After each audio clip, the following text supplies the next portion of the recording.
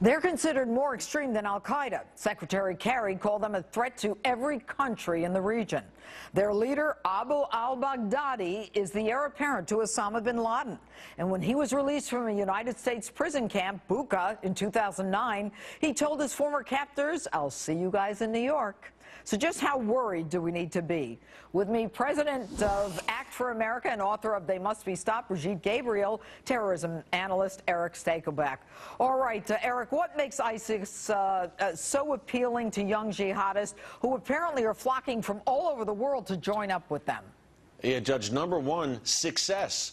In the world of jihad, it's what have you done for me lately? Look, al-Qaeda carried out 9/11, big time. But a lot of these jihadists today were 8 years old when 9/11 happened, and they see ISIS conquering large amounts of territory in the heart of the Middle East, Judge. The other thing that makes ISIS appealing is they're very active on social media, Facebook, Twitter, Instagram, YouTube, and they're extremely savage and barbaric. Mass beheadings, crucifixions, burning churches to the ground. An Israeli security source, Judge, who has followed ISIS's activities closely in Syria, told me, look, Eric, these guys are psychopathic killers. If they weren't in the Middle East on the battlefield, they'd be back here on death row in America for killing a family just for the fun of it. That's how bad they are, and that appeals to the worst elements here in the West among the radical Islamic communities.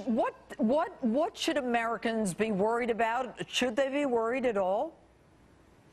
We should be concerned. People ask me, who should we believe? I say, believe those who say they want to kill you, because they usually follow through.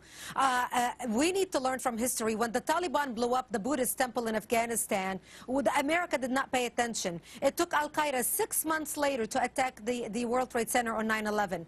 If we would have paid attention, if we would have acted back then, we could have prevented a lot of things. So today we should be concerned because they mean it, they are organized. As you mentioned earlier in the show, they are operating out of a plan. They're very sophisticated, and they have their agents already operating in the United States, and definitely their sympathizers within the United States. Do you think that if they do establish this caliphate, Eric, that they will stop there, or do you think that they will end up coming west?